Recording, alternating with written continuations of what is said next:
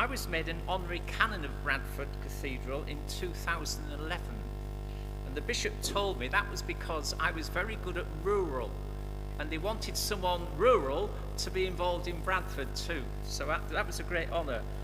But I must admit, the years I got involved with the cathedral really encouraged me, seeing the great work that they're doing in interfaith and peace between faiths. So Ned will now share with us from his experience. Thank you, Ned.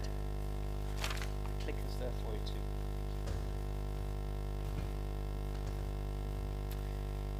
Good evening, everybody. Thank you for the invite here. Full disclosure, I have massive imposter syndrome right at the moment. I'm feeling quite fraudulent. I've been in Bradford for about 2.5 years, and so my experience of working in the what we might call the interfaith environment is quite limited. And so I feel slightly like I'm not the best person to be talking about this, so I won't. I will carry on. But the 2.5 years that I have been working in Bradford have been intense and a sharp learning curve. About a year into my time as the Canon for Intercultural Mission and the Arts, I spoke to Bishop Toby, who has far more experience than I do. So I spoke to him and I just said to him, look, I'm out of my depth here. I really could do with some proper training. Like, can you tell me some really good training that I could do? And he said, what you need to do, Ned, is spend a year working almost solely in an interfaith environment and learn from the mistakes, which you have had many. And I'm going to talk to you a little bit about some of those mistakes. Well, not mistakes, but learning opportunities that I've had in that first year. I've been thinking quite a lot as an academic and a researcher by heart, really. I've been doing a lot of thinking about frameworks that help me to navigate the many interfaith engagements or encounters. And I want to start by saying, in Bradford Cathedral, we're using the word interfaith less and less because we think it's distracting and it's a red herring. Most of the time, when we engage with people of other faiths, the primary point of conversation and the first step is not about faith at all. It's actually about culture. So we don't talk about, oh, we're going to have an interfaith meeting, or we have an intercultural meeting where there will be people of different doctrinal beliefs and faith. But we may not even get to that bit. But actually the differences are more pronounced in cultural differences. The other reason we don't use interfaith is because, well, my experience, and certainly the Dean's experience as well, which is, again, far more than I have ever had, is that the reality is that mainly Muslims, but I do have Hindu and Sikh friends as well, but mainly Muslim friends, I share more with them theologically than I do with other Christians.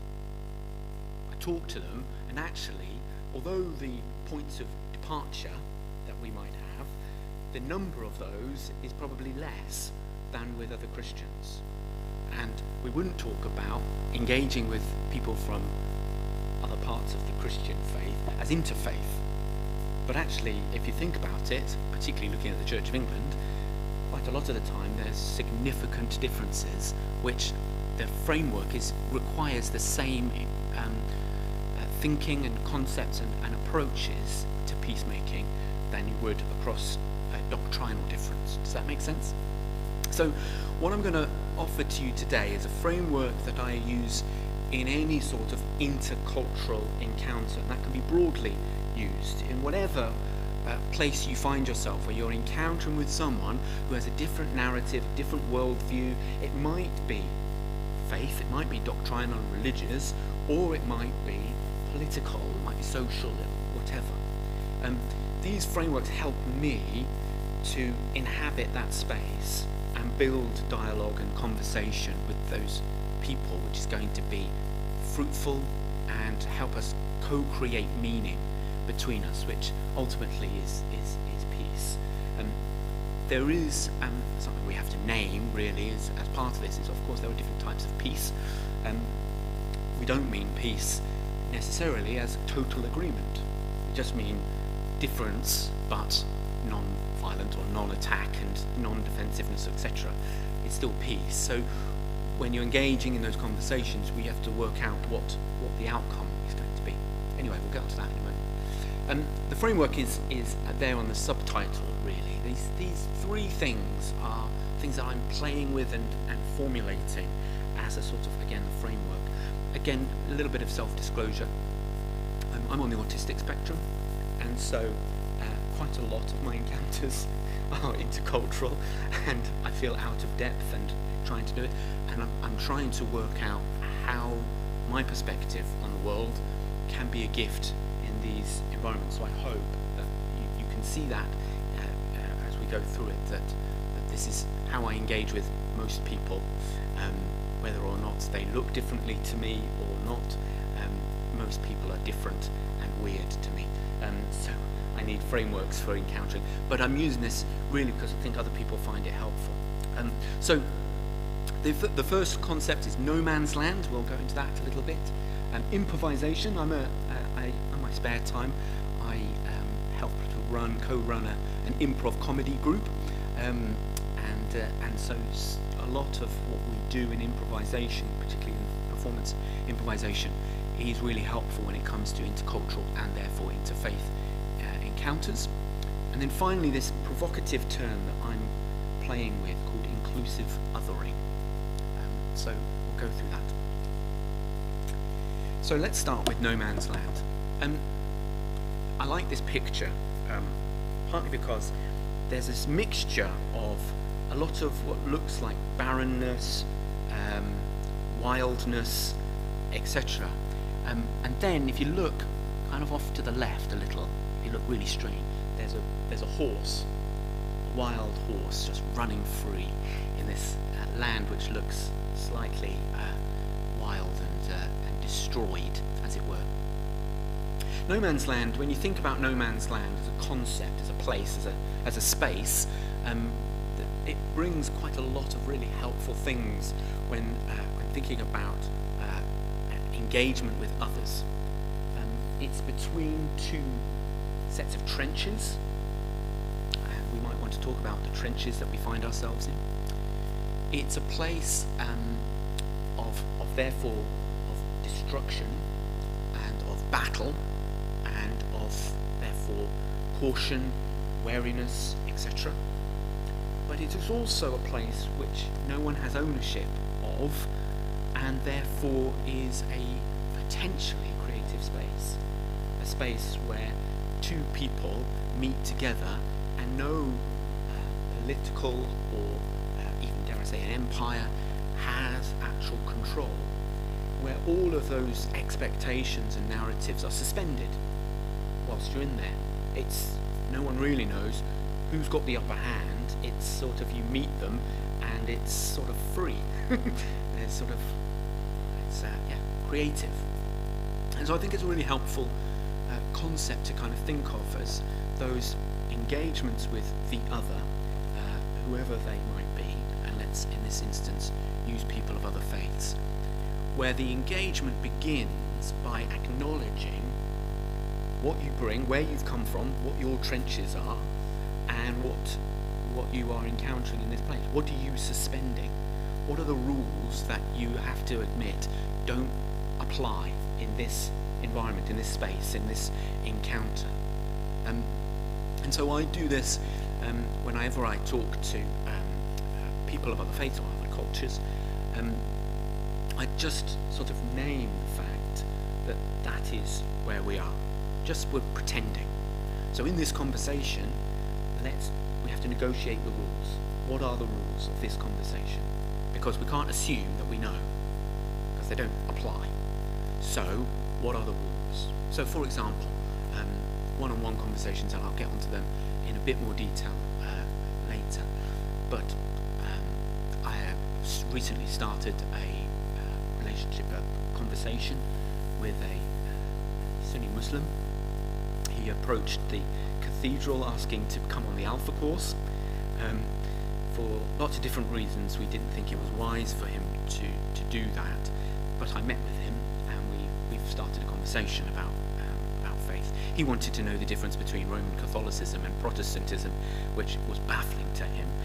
I then tried to tell him that it's the same with Sunni and Shias, but anyway. But we started the conversation, as I do with most, by just saying, right, what rules do you want to apply to this conversation? How do you want us to converse? What rules do you want to add? So, for example, I do this often with Muslims, particularly because of the nature of their sect text, the Quran. Both Christianity and Islam, of all the major faiths, are proselytizing faiths, i.e. there are commands within their texts that says, go out and make other people your faith. Judaism doesn't necessarily have that. There is a lot more historic and hereditary kind of understanding of that faith. Some still feel that there is some proselytizing to do in that, but in Gospels, Jesus regularly tells his disciples to go out and to make disciples and to go and convert, go and talk to people about this faith, bring the kingdom of God to them. So there is that impetus within us. However we want to handle that and negotiate that is still part of our faith, and Islam has a similar thing in the Quran. And so part of the rules that I set up in this no man's land, or I offer to my friend or my conversant partner, is to say, let's just name that. We're going to try and convert one another. That's all right. I'm going to do it to you, you're going to try and do it to me. That's ultimately what we're going to try and do. However, let's try this rule, and so far everyone has taken me up on it. The way in which we're going to do it is not by telling the other person how good our own faith is, because it doesn't really work. We just become defensive and we don't get anywhere, and we're not going to achieve our aims. Instead, I'm going to try and convert you by making you the best Muslim that you can possibly be. And I want you to try and convert me by trying to make me the best Christian that I'm going to be. Because if we believe that our faith is true, and it is singularly true, exclusively true, then when you become the best Muslim, you will find that it's not enough, and then you will seek something else. And you will think, when I find out that I'm being the best Christian I can be, and it's not enough, then maybe I'll convert to Islam. So that's how we do it. So the rules are set. We're not going to try and convert each other to our faiths, we're going to try and convert them more to their faith as the first step. And so the rules are set. And we can do that because it's no man's land. Right? That makes sense? We can talk a little bit more about the concepts later. No man's land is scary because there's no rules. You're making it up. There's no script, right? So constantly you are meeting the other with no script. Welcome to the world of neurodiversity, where every engagement you think you all know, well, most of you, if you're neurotypical, will have a social script in your head. You know what to say in certain situations. There are customs and things that you know. I find them baffling and I don't understand them. So sometimes I say the wrong thing and I don't know that I've said the wrong thing because I don't know the script. So I'm constantly improvising. Improvisation, for those of you who don't know, is two people, or more than that, but let's just take two people, come onto stage and they don't know anything. They don't know what the scene is, they don't know the script, they don't know the characters, they don't know anything. And they make it up from the get-go. And there are certain ways in which improvisation teaches to do that. There are lots of principles. There's something called the yes and principle, where you take whatever is said by the other person, you accept that as their reality. You're saying yes to it. You're going, okay, yes, that is the reality that we are building, and I'm going to add on to it, and I'm going to add on an extra little bit, so we build together a reality. We build the world around us until we realise. Even to the point at which, I was saying this recently to a group of church leaders who are engaged in intercultural mission and ministry, saying the great thing about improvisation is that you even don't know who you are when you start an improvisation. So I get up, I don't know what character I'm going to play. I don't know my name, I don't know what my relationship with the other person is. Everything is blank, but slowly, through trust, through listening, through this over-acceptance, this yes and principle, I build a world and I suddenly understand, for that time and for that moment, what the world is that we're inhabiting and we create together. So someone might get up and go, hello, I'd like to buy some cheese, please. My yes and principle says, okay, we must be in a cheese shop. Great, fine, suddenly got some framework, cheese shop. Right, that cuts out a whole load of stuff. Great, I've listened to that. Right, what else? What can I add? Okay, yes, sure, I don't actually work here, but I'm sure I can find someone. Okay, great. Now he knows that I'm just another customer or a random person, whatever. Do you see how it is? So it's just step by step, and it's called one line at a time. It's another principle of improvisation. Interfaith and intercultural engagement, one line at a time. You just listen to the other person. What are they offering? What is the reality that they are bringing and shaping this no man's land?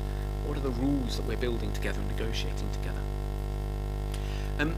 Improvisation requires a deep listening. It requires a listening not just to words, but to tone, to facial expressions, to pauses, to silence, and to listen deeply and to make an offer with vulnerability of a statement or whatever, or even a question, and then to allow them to bring what they need to bring. There are obviously times when people bring certain power dynamics to a conversation. They will try to steer it with a particular agenda, and we all have been in those situations, I'm sure, where someone is in a conversation, you suddenly just get really defensive, and you note the defensiveness that they have overstepped, or they are steering it, they're being a bit bolshy, they're being a bit aggressive in their conversation. And improvisation requires us to listen to ourselves as well, to listen to that, to name that, and to kind of go, okay, what's happening here? What do I do? How do I respond to that in faithfulness? How do I respond to that with integrity? I want to talk a little bit about our experience of an open iftar in relation to this no man's land and improvisation.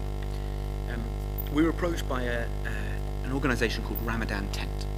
Ramadan Tent have been around for 10 years now, and their big thing is about doing open, large-scale iftars during Ramadan, and inviting people from across the communities, and particularly across cultures and faiths, to come and to break fast with Muslim neighbours and friends.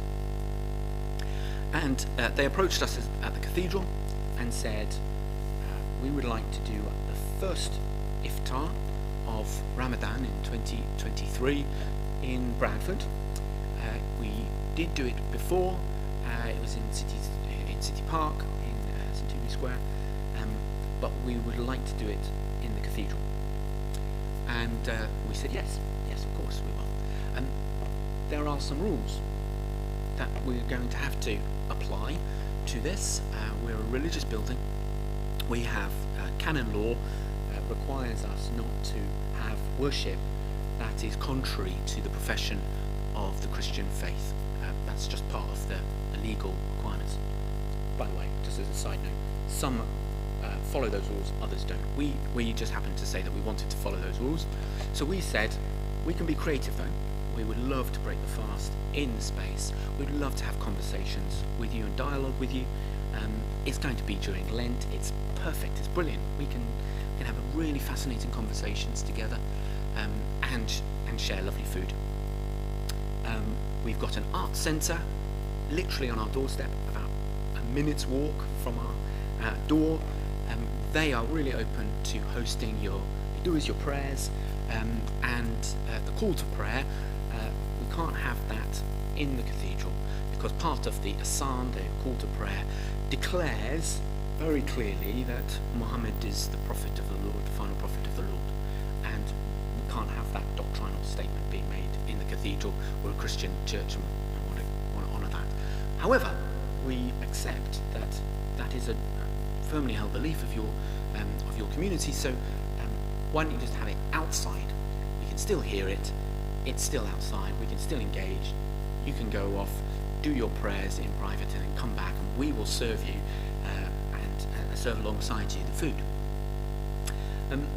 So we negotiated, and all of the conversation, most of the negotiations were cultural differences as to what rules are and how you abide them or don't abide by them. What became really apparent is we had very different cultural understandings of what hospitality was. It was a really interesting thing. I was really challenged by my way of doing hospitality, and they were really challenged how they do their hospitality. On the whole, I'm really glad we did this. I'm really glad. I'm still in conversations with Ramadan Tent. For practical reasons, we've not been able to repeat it, but we're still very involved with them. But it was not without its challenge.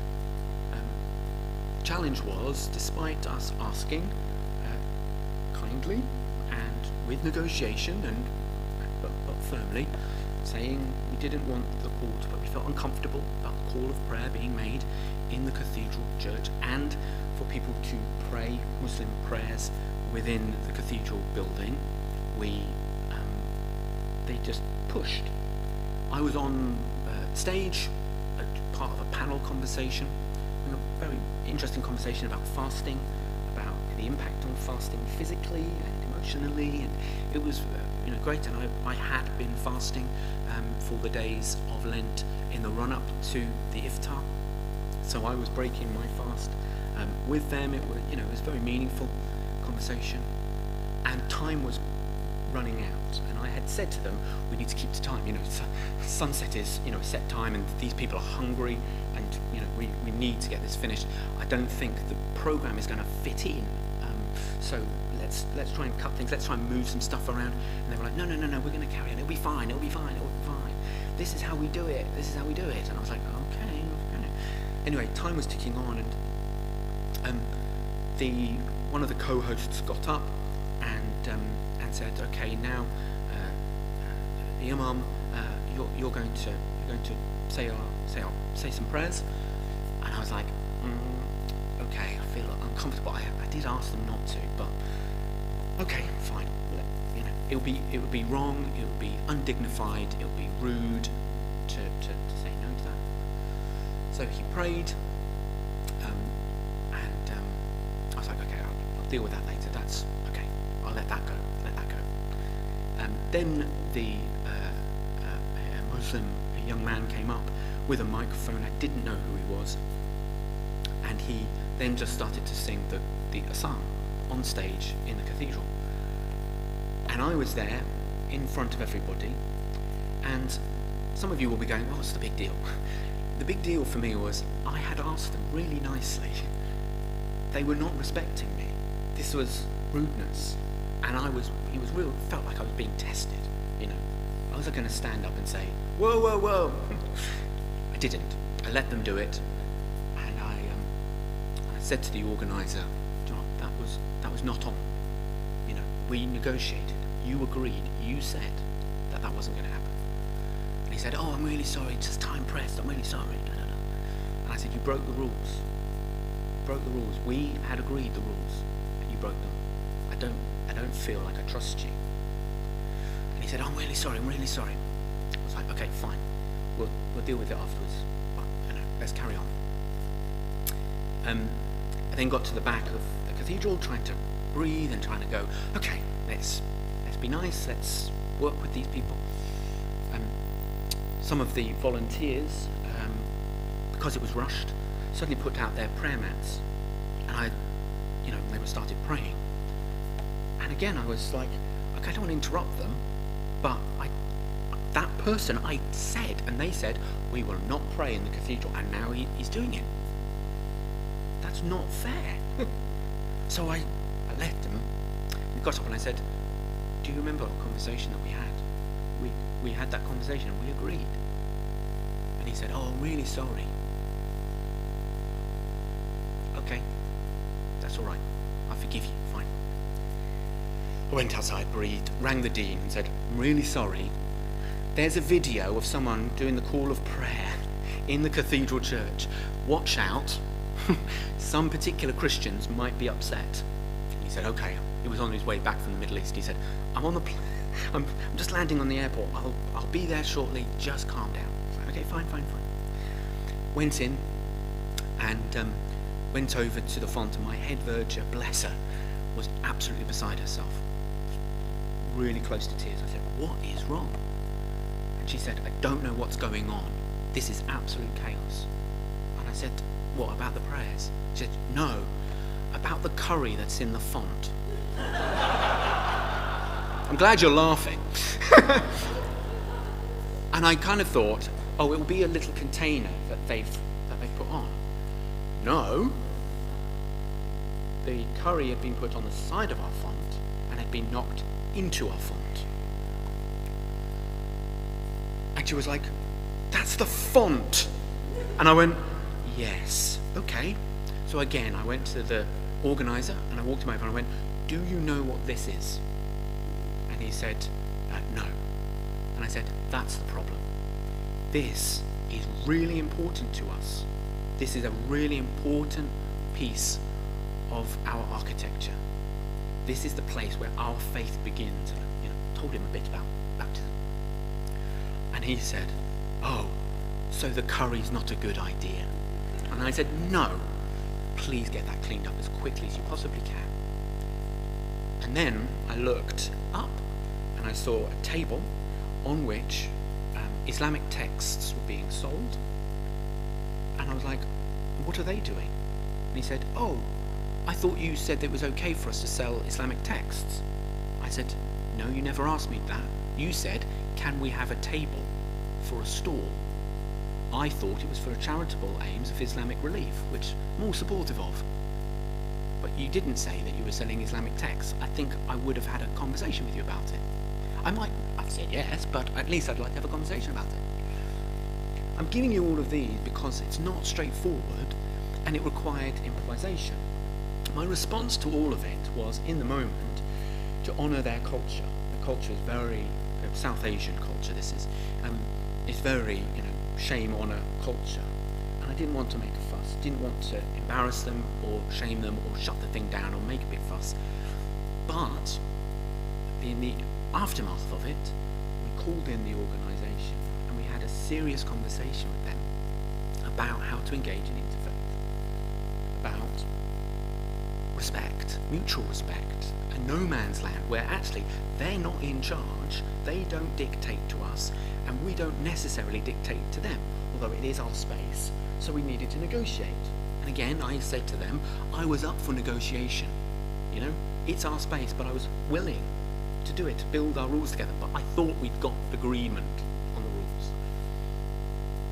Again, it's that improvisation of offering. I made the offer of, I don't want the asan in the cathedral. They made a counter offer. Well, could we do it by the door? And I said yes, that would be fine. I'd be happy for them to hear the asan in the cathedral. I just don't want the person stood in the cathedral. We negotiated. Final thing, inclusive othering. So we've got this space that we inhabit, this no man's land, where everything is suspended provisionally and everything is provisional. And you therefore start a conversation of negotiation of how to navigate relationship and meaning and discover the meaning and create it together through making offers and counter offers and having that very intentional listening and back and forth. Inclusive othering. Does everyone know the term othering? No? Okay, othering is a place where we limit another person from the differences that are between us.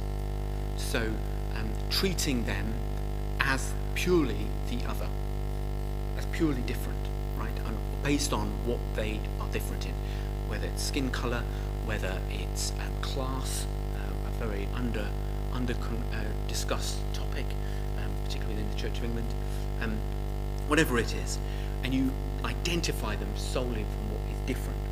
And it's often used in colonialism and power dynamics. things. People, often other people, in order to oppress them and to silence them and to say, well, they're just different, so they're off, Inclusive othering tries to navigate between what I think are two errors.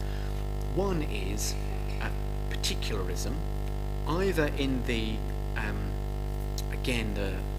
oppressive and derogatory way in which people might particularize another person, i.e. you're different and that equals bad, but equally the same particularism which is quite common nowadays, where people say you're different and that is good. It's good because you are different, right?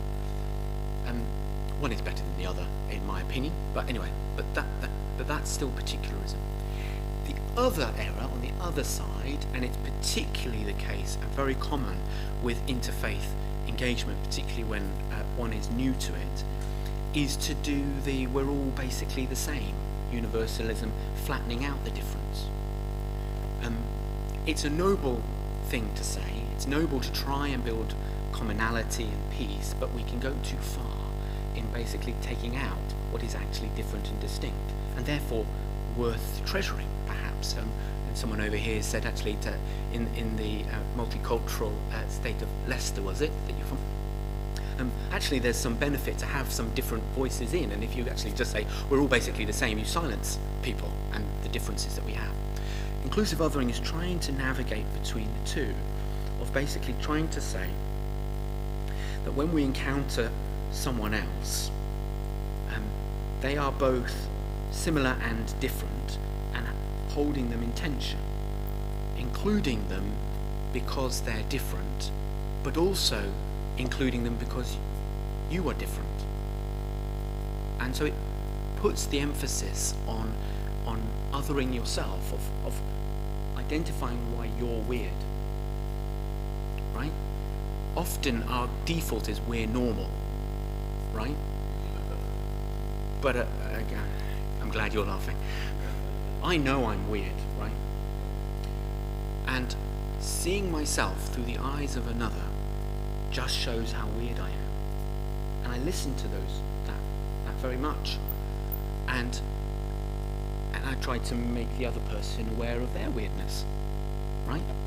So, for example, again, a recent example, this Sunni Muslim guy that I have had a one-on-one conversation with, several one-on-one conversations with, he keeps presenting himself as a bog-standard Sunni Muslim. I know other Sunni Muslims, and he's not like them, right? So I keep telling him how weird he is compared to my other Sunni Muslim friends. And he keeps going, yeah, but they're not proper. And I keep saying to him, and what gives you the right to say that? I'm interested, come on. And he keeps asking me, what does the Christian church think about blah, blah, blah?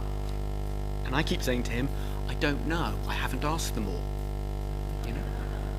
I might be weird in my particular views. There's in our faith trail, which we're very proud of at Bradford Cathedral. If you've not been on the faith trail, you are welcome. You must come on it. Faith trail goes through the places of worship of the major faiths. Down Leeds Road, it just so happens to be on one street. We have a Catholic church, we have a masjid, mosque, we have a Hindu temple, we have a Sikh Gurdwara. We actually have two Sikh Gurdwaras on that road, and then we have the cathedral. And I know you're saying, where's the synagogue? Synagogue is right across town. It's miles away. It's very difficult to get to. We do include the Jewish community by going through Little Germany and then highlighting that the synagogue is not open on a Saturday for obvious reasons, but you can attract it, and they've sent us things. So before you complain that we're anti-Semitic, that's not the case. But we have it. At the end, they land in Bradford Cathedral, and I welcome them every time. I say, well done, you made it. It's been so many hours that you've been walking together. You've learnt a lot, I'm sure. You've experienced these places of worship, and you've met people of other faiths. And what you need to learn now is, because you've met one, you've met one. Right? When you meet a Hindu, you're not meeting the Hindu faith. When you meet a Sikh, you're not meeting the whole of Sikhism, because they are unique individuals and they're weird. You are not the Christian church. When they encounter you, imagine being the sole representative of what you say is what they think about Christianity. It's a great deal of pressure.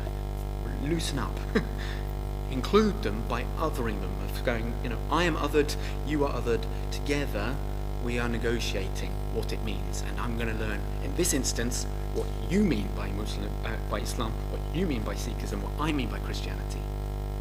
And because of that rule that I established early on in No Man's Land, of trying to convert me by making me a better Christian, I hear from them the challenge of my faith.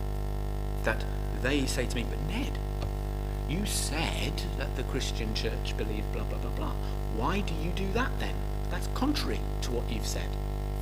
It's really helpful. I am listening to them by going, you think that Sikhism requires you to do this, this, and this. Why aren't you doing that? I'm not doing it to catch them out. I'm just doing it to encourage them. You say that that's your faith. Are you struggling with that? The amount of times I've got a particular Hindu friend who came into the cathedral, and it was a civic engagement, and he was with the Lord Mayor. The Lord Mayor said, "Oh, are you a member of this congregation?" And he laughed and he said, No, I'm Hindu, although I spend more time in Bradford Cathedral than I do at the temple. To which I quickly said, well, you're always welcome. Maybe the Lord is trying to say something to you. But then I said, why don't you spend that much time in the temple? He said, I don't know, I just don't find the time. And I said, what does your faith mean to you? What does it look like? Why? I really encourage you to do that. And he went, do you know what, actually, I have felt a bit adrift from my faith.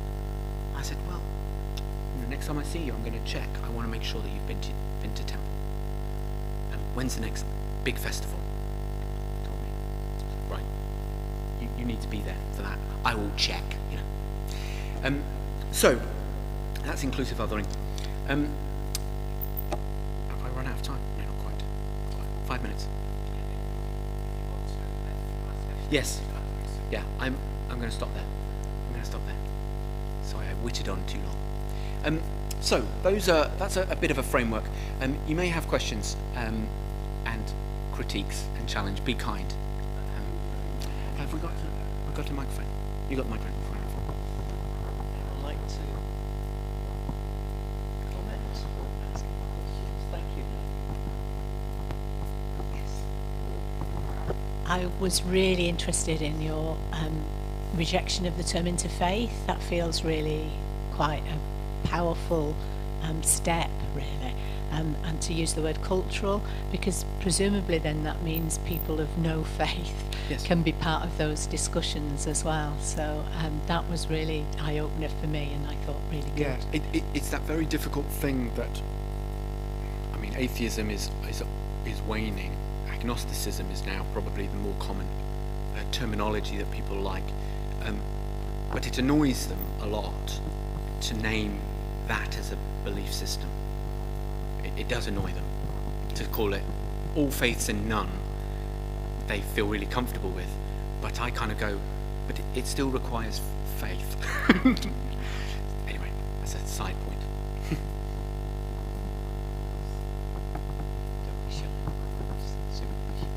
Oh no, it's Sue.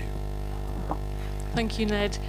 I really like the way you drew attention to the fact that each person you meet of another faith is not the sole representative of that faith, because so often I've been in groups of people of different faiths, and the people get sort of regaled with questions, and I get questions as well, and you're sort of find yourself having to answer for the whole range of people of your faith, and we do this to other people very easily, and they do it to us. And I thought it was really helpful the way you described that there are as many different expressions and traditions within each faith group as we have in all the branches of Christianity, and yet we forget that, don't we?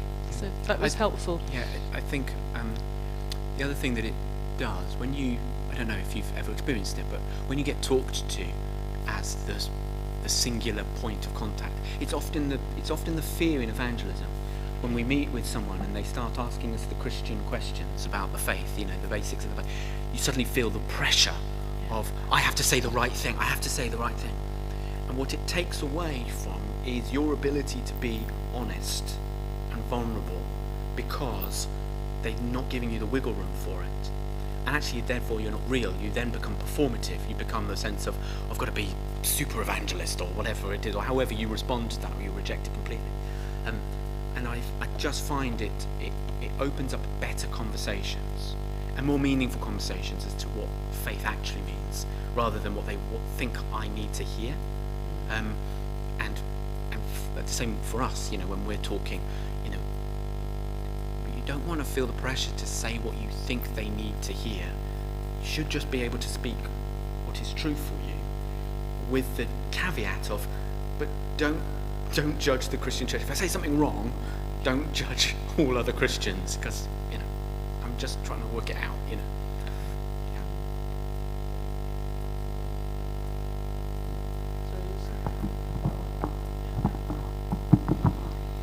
One thing that struck me while you were speaking was that, I think, correct me if I'm wrong, every individual you referred to was male. One of the most basic differences in humanity is that some of us are female. Yeah. And particularly, having worked in the church, it's very significant. But as a female minister, I spent 10 years working in a multi-faith chaplaincy.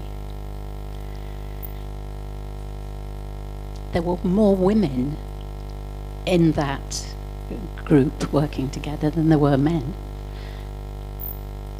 But in terms of respect, one of the first things I was told by my senior was, you must not approach a Muslim man and certainly never offer to shake his hand. It's disrespectful. I found just in my first week that if I was alone in the office and my male Muslim colleague walked in, he could barely say hello to me. So for me, how could I do some of that stuff? If you then add to that the fact, as British people, we are very reticent about asking people direct questions. We're sort of brought up to believe that's not polite. So that's another block.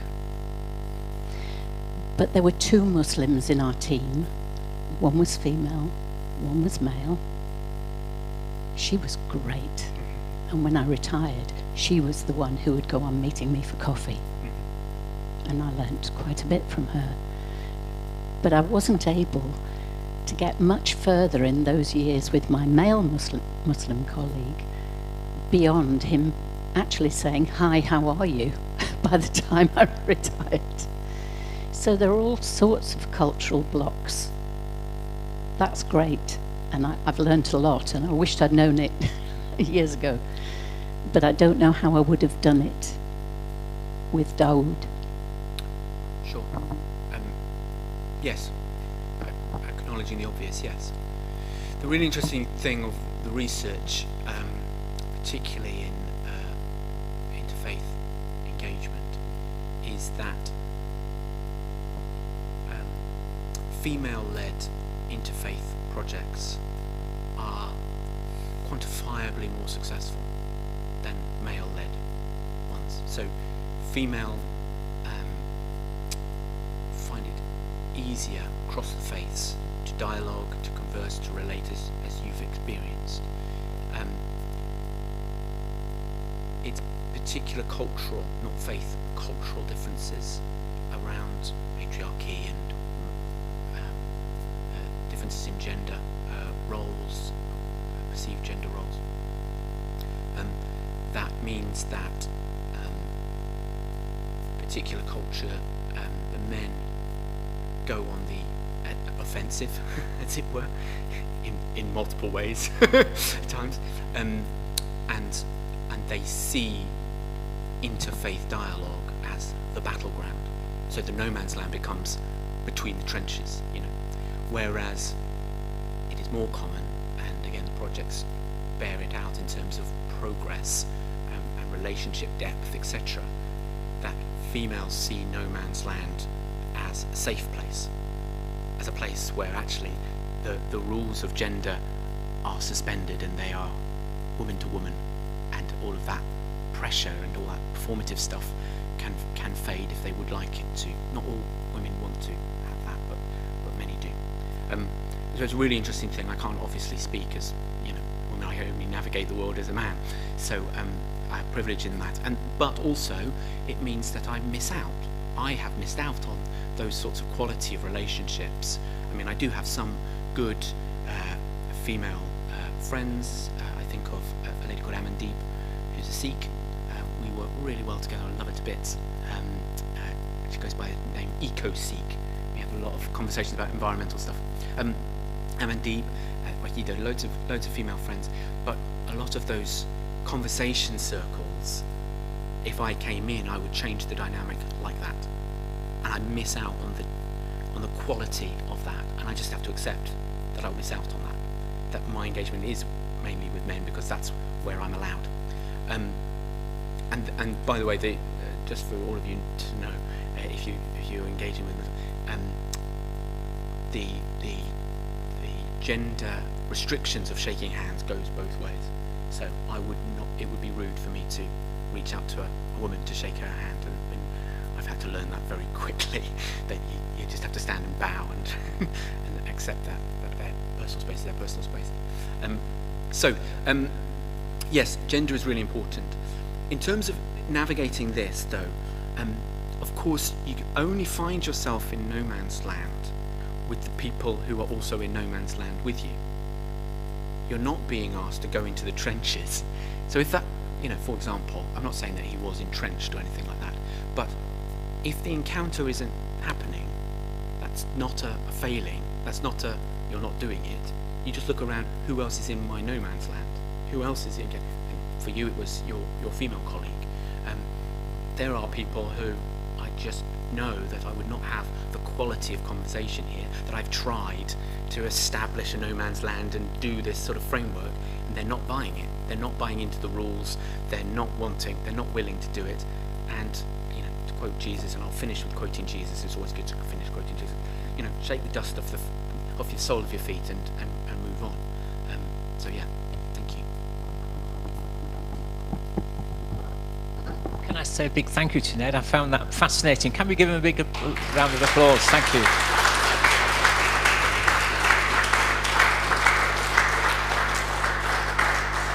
You'll stay till the end, won't you? So if anyone wants to ask him anything later, please feel free to do that. Now, it's always nice to meet someone called Emma, and my daughter's called Emma. So Emma has come specially for tonight. When I first saw this spelling, I thought it should have been Commonwealth, but it's the Commonweal collection, and it's Emma Goodway, and she's going to talk about her work. So thank you, Emma. Yeah, that's best. Thank you. There we go. Thank you very much for inviting me. I'm Emma Goodway. I'm the outreach worker at somewhere called Commonweal, which is a library, a collection of over 14,000 books based at the University of Bradford.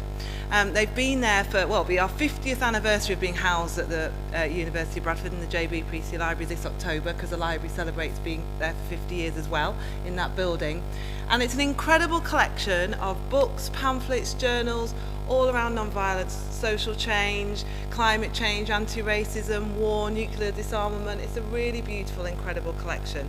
So I've been invited here today to talk about the collection, but to also showcase maybe some ways that you may be able to interact with the collection. If you're interested, how you could become a member. If you've got any questions at all afterwards, I've brought lots of things with me as well.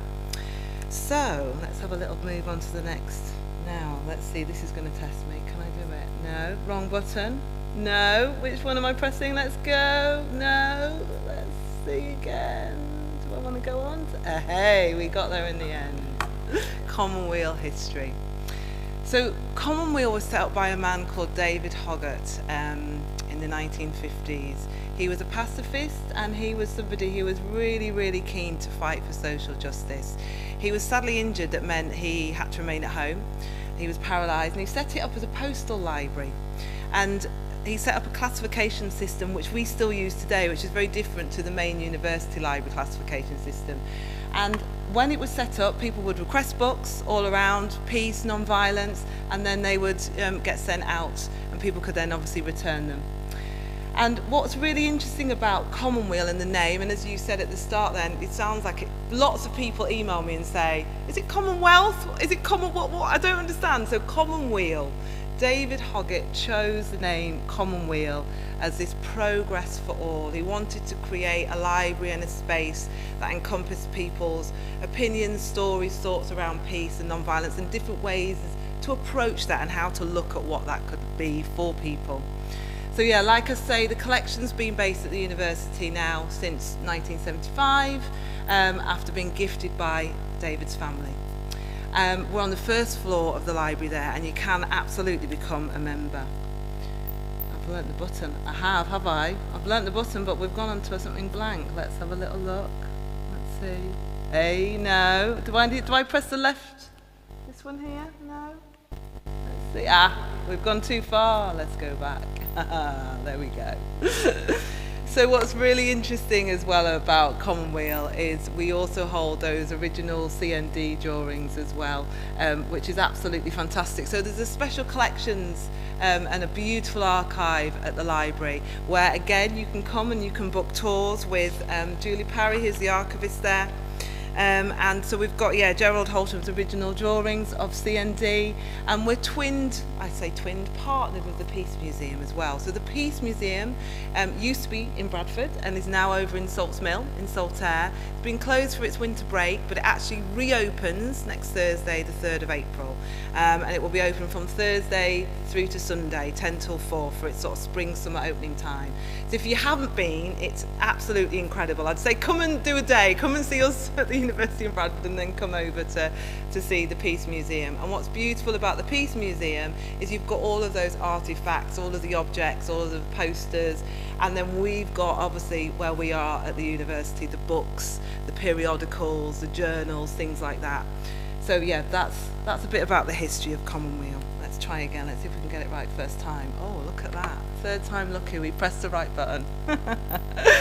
So the Commonweal collection is completely free. Now, I must say, nothing's digitised at the moment. You can access the catalogue online, so you can look at the university catalogue and search by Commonweal collection itself, so you can see if we've got a book or a journal or a pamphlet. You can then request that via an interlibrary loan. I've been doing some research and investigation, spoke to somebody really lovely at Settle Community Library last week who said that you could go and do an interlibrary loan with them. If Commonweal was a place that held that item, you could request it. There is, however, a £12 charge, which is not ideal, and is not linked to us at Commonweal. It's a sort of nationwide charge that they do for interlibrary loans, but you could request them.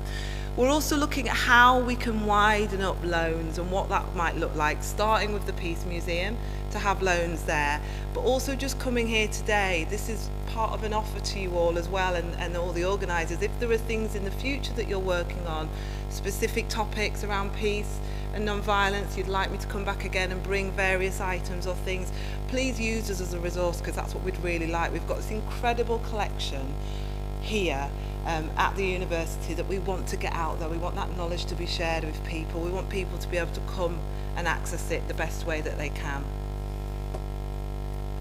So this is tiny on here, but I have got hard copies, and I've also got access to it on our website. So that gives you an idea of the classification list that David Hoggett set up. There's so many different classification titles, so you can see it's a really huge collection. Yeah, that's the other side of it. So it's a double-sided A4 sheet. We've got paper copies here, like I say. It's also online, but it gives you a really good insight into the topics that are covered, all around exactly international development, peace, nuclear disarmament, anti-racism, climate, etc., etc. So it's a fabulous collection. We've had people email us recently saying, have you got something on such and such and such and such? And myself and my colleague Sue are more than happy again to kind of go away and say, oh, you've not been able to find it on the catalogue, but let's see if we can find it for you, or help have a look around for you. And then again, part of why we're here today. So what's really beautiful for Commonweal is it's been at the library for 50 years. It's been a library since the 1950s. On and off over that time, there have been some part-time members of staff. Commonweal itself is a charity. And we've got a fantastic board of trustees. There haven't been any staff for over 20 years. And then they got some funding from Joseph Rowntree, from my colleague Sue Easterbrook, who does all the incredible sort of collection development work, all of the categorisation, looking at how to make the collection accessible within the space.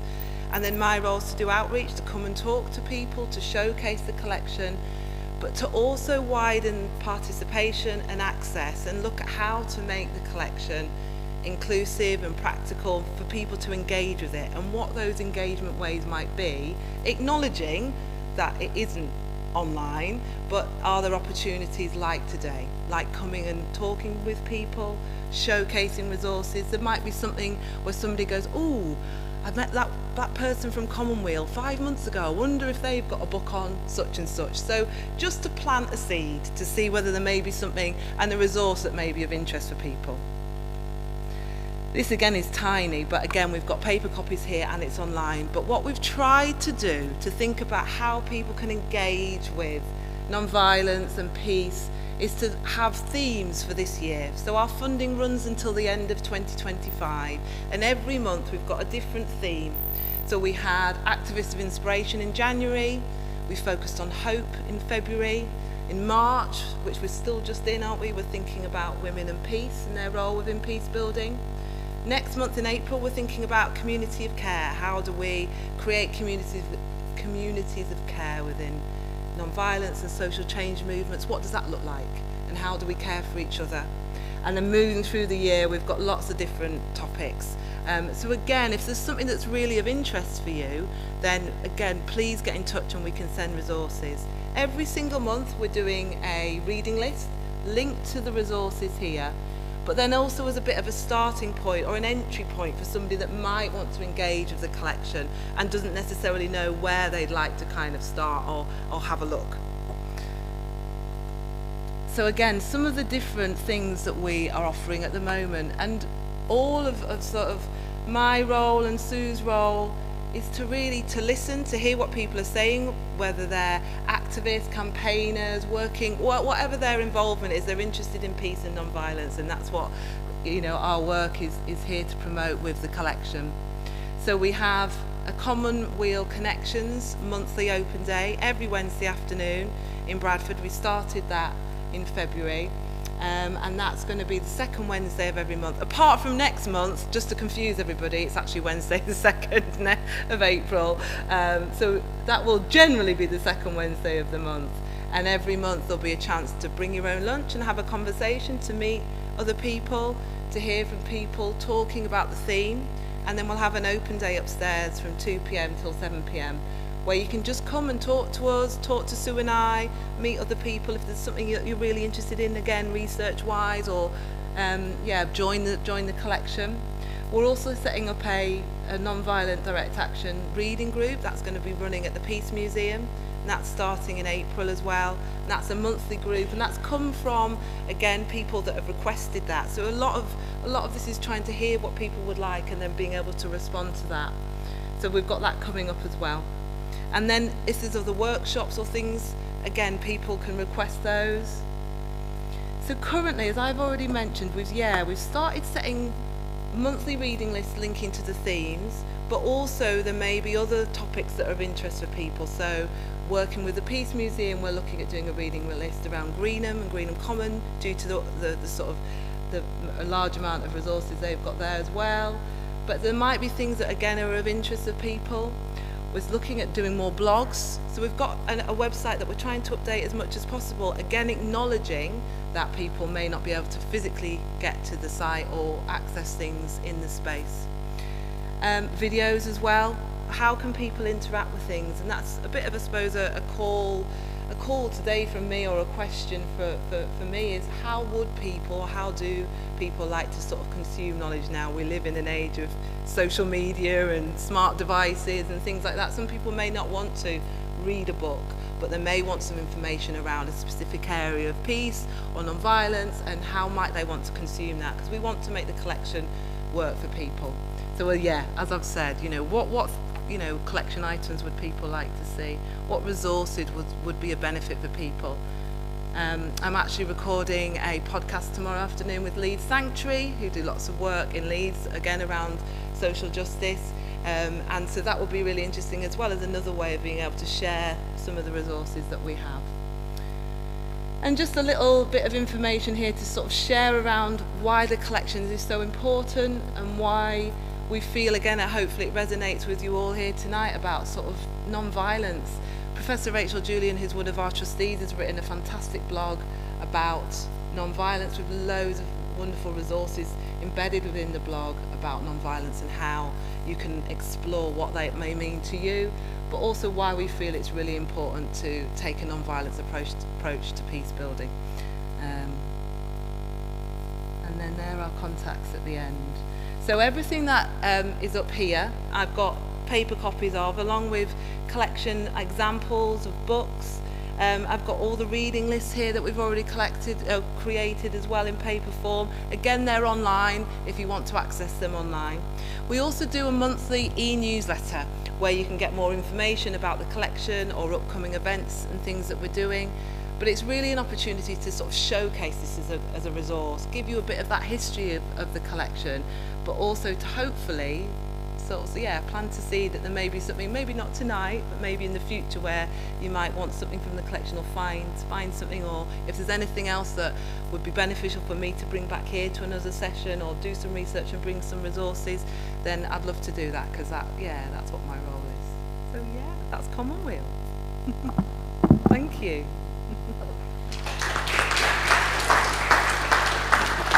Thank you.